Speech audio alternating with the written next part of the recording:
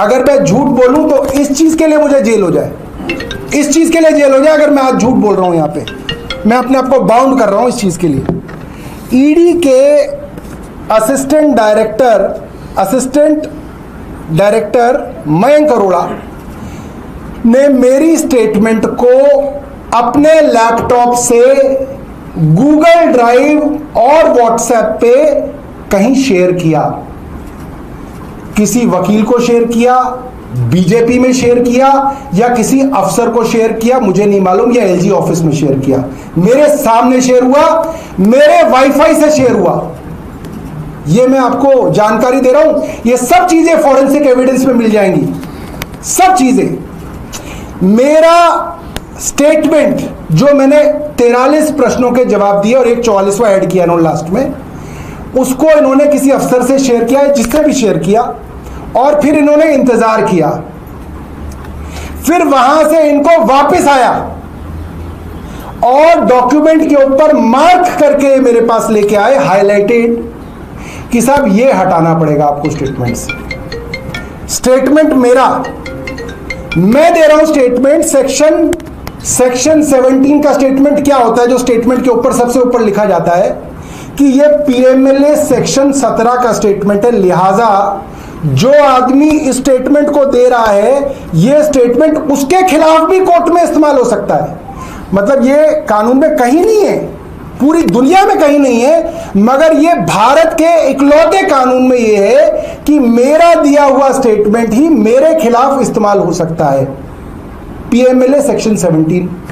और ये statement on oath है, और अगर मैं इस स्टेटमेंट में झूठ बोलूंगा तो मुझे ही जेल भेज दिया जाएगा, क्योंकि मैंने झूठ बोला। तो मैं ओथ पे दे रहा हूं। मैंने कहा असिस्टेंट डायरेक्टर साहब, ये स्टेटमेंट मेरा है, मैं ओथ पे दे रहा हूं सेक्शन 17 में, मैं जो चाहूंगा वो दूंगा ना, आप कोई ना इसमें से काट दोगे, आप कैसे हटा दोगे इसके अंदर से स्टेटमेंट?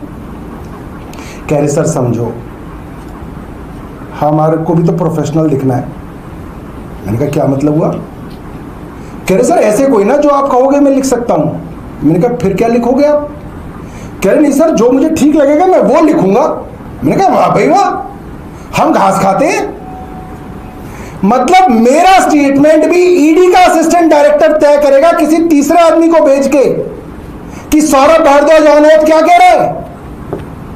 मैंने बहुत प्यार से बात की, मेरी पत्नी सामने बैठी थी, सर कह के। मैंने कहा सर ऐसे कोई ना होता है, ये स्टेटमेंट मेरा है। नहीं, मेरे प्रोफेशनलिज्म के ऊपर बात आ जाएगी सर, ऐसे कोई ना होता है, मेरे को सीनियर्स को भी तो जवाब देना है। मैंने कहा जी आप इस पर लिख दो कि आपने मुझे 3 बार वार्निंग दी कि ये हिस्सा हटा लो अपने जवाब में से, और मैंने आपकी वार्निंग नहीं मानी और मैं इस चीज पे अड़ा रहा कि ये हिस्सा जाएगा, मेरी स्टेटमेंट है और मैं उसमें साइन कर दूंगा। भाई इसमें आप भी बच जाओगे, आपके अफसर आपके पीछे नहीं पड़ेंगे। कह रहे सर ऐसे कोई ना होता है। मैंने कहा फिर कैसे होता है? कह रहे सर अच्छा एक काम करता हूं, मैं आता हूं। फिर अफसरों से उन्होंने ये जो 8 बजे से जो 2 बजे तक हुआ है, जो बाहर खबर आ गई थी कि सब हो गया, अब आने वाले हैं, और आते आते जो बारात रुक गई, जो ससुराल ही नहीं पहुंची, वो इसलिए रुक गई दोस्तों क्योंकि 8 बजे से 2 बजे तक इन्होंने किस किस को कॉल किया है, इसकी जांच होनी चाहिए। मयंक अरोड़ा 8 बजे से 2 बजे तक किससे इतनी बातें कर रहे थे? कोई शादी का रिश्ता तय कर रहे थे? क्यों इतनी बातचीत की जा रही थी? क्योंकि मेरे स्टेटमेंट को मैनिपुलेट करने के लिए मेरे ऊपर और मेरे परिवार के ऊपर लगातार प्रेशर बनाया गया। मेरे फैमिली को यह अंदेशा दिया गया कि अब रात भर रुकेंगे और लेके जाएंगे।